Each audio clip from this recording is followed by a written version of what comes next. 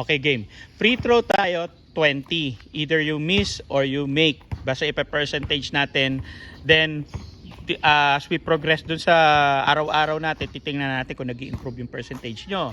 Tapos, after 3 shots, either either made or miss, tatakbo ka, maglalaps ka. Why? Kasi sa game, hindi naman nagsushoot ng 20 sunod-sunod sa game eh. So kahit practicein natin yung 50, pagdating ng game may iba yan.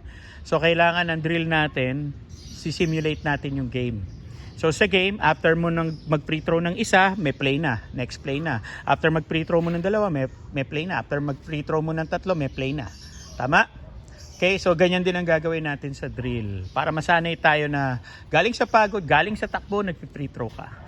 Okay, mas makukuha natin yung game. Okay? Sige, ready.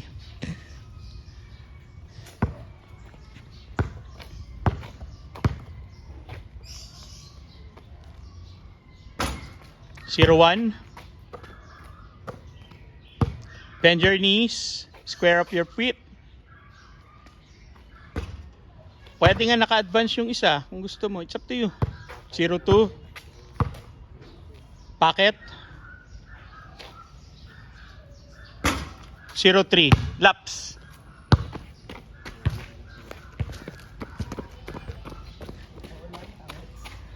Go. Free throw. Hindi, siya pa. 0, 3. Habol sa percent, Kyle. Medyo mababa yan. Siya lang ba tatakbo? Kala ko.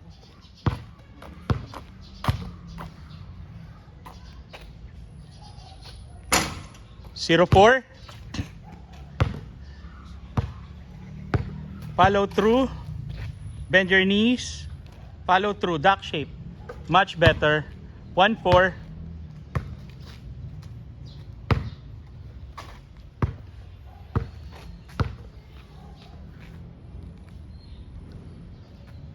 Nice. 2-4. Laps.